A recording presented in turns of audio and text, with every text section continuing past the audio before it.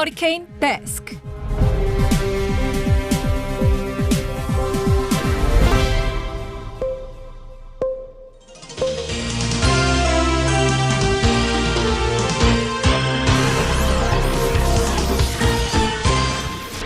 먹상 인으로도 지나치면 안 되는 세상 소식 전해드립니다. 허리케인 데스크.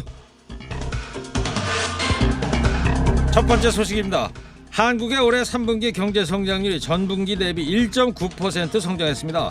코로나19 사태 이후에 첫 분기 반등이자 3개 분기 만에 플러스 성장입니다. 한국은행은 3분기 실질 GDP가 반등한 이유에 대해서 민간 소비가 감소로 전환하고 건설 투자의 감소폭이 확대되었으나 수출과 설비 투자가 큰 폭으로 증가했기 때문이다. 이렇게 밝혔습니다. 특히 수출은 자동차, 반도체 등을 중심으로 15.6% 증가하며 1986년 1분기 이후 최고치를 기록했습니다.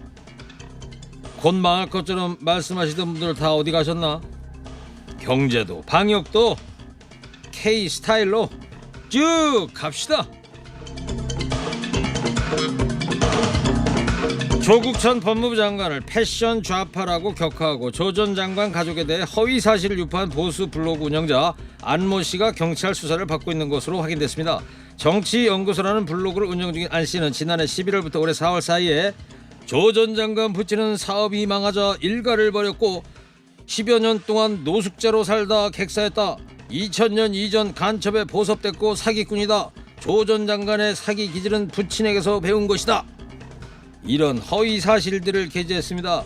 안 씨는 더 좋은 자유우파 사이트로 보답하겠다면서 후원금을 요청하기도 했습니다. 현재 안 씨 블로그는 모든 글이 비공개 혹은 삭제된 상태인데요. 조국 선생님께 불편함을 드린 점 사과한다. 원한다면 정식으로 사과드리겠다. 선처를 부탁한다. 이렇게 밝혔습니다. 요 며칠에 선처 갖고 말이 참 많았는데 선처는 바로 이럴 때 쓰는 말이죠.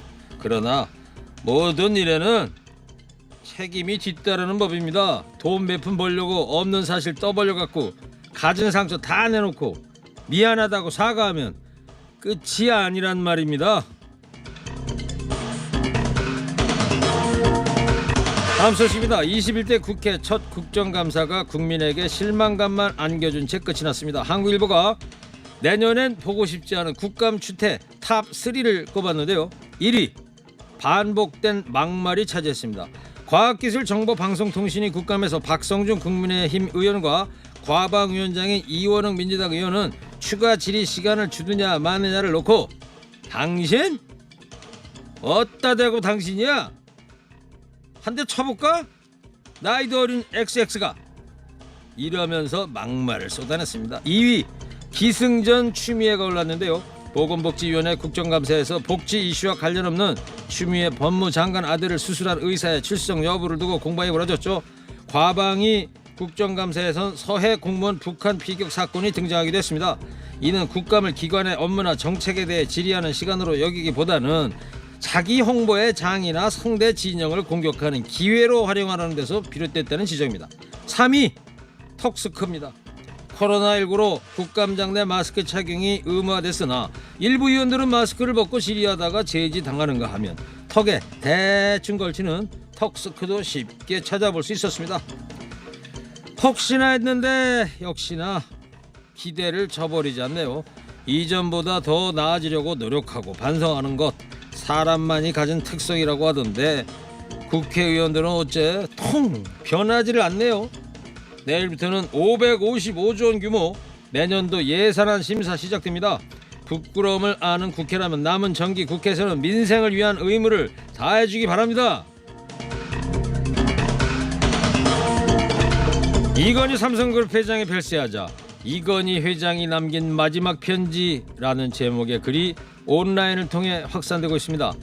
나의 편지를 읽는 아직은 건강한 그대들에게 라는 제목이 붙은 이 편지는 아프지 않아도 해마다 건강검진을 받아보고 목마르지 않아도 물을 많이 마시며 괴로운 일이 있어도 훌훌 털어버리는 법을 배우며 양보하고 베푸는 삶도 나쁘지 않으니 그리 한번 살아보세요. 이렇게 시작합니다. 또 내가 여기까지 와보니 돈이 무슨 소용이 있는가요? 무한한 재물의 추구는 나를 그저 탐욕스러운 늙은이로 만들어 버렸어요. 내가 죽으면 돈, 권력, 직위가 이제는 그저 쓰레기에 불과할 뿐이라고 한탄을 하기도 하는데요. 그러나 이 편지에 대해 삼성전자 측은 고인이 쓴 글이 아니라며 가짜라고 밝혔습니다. 뭐 편지는 가짜라도 다 맞는 말이긴 하네요. 그러나 아무리 내용이 좋아도 이런 거짓 편지는 고인의 명예를 훼손하는 행위죠. 고인과 상관없는 가짜 글 퍼뜨리지 맙시다.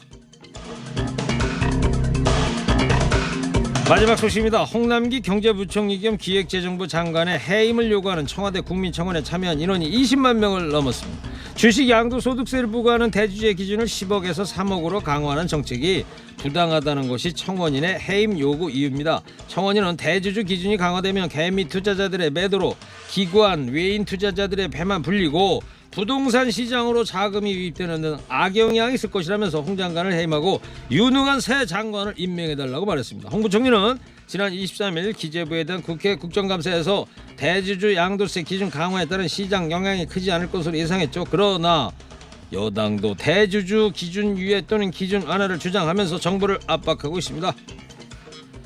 언제나 피해보는 건 개미들 뿐이라는 자조적인 목소리가 나오고 있는데요. 대주주 기준을 둘러싼 불확실성이 좀채 해소될 기미가 안 보이죠. 정부와 여야가 따로 국밥이 되는 사이에 시장의 혼란은 갈수록 커지고 있습니다. 오늘 허리케인 데스크 여기까지 하겠습니다. 깨어있는 시민이 됩시다.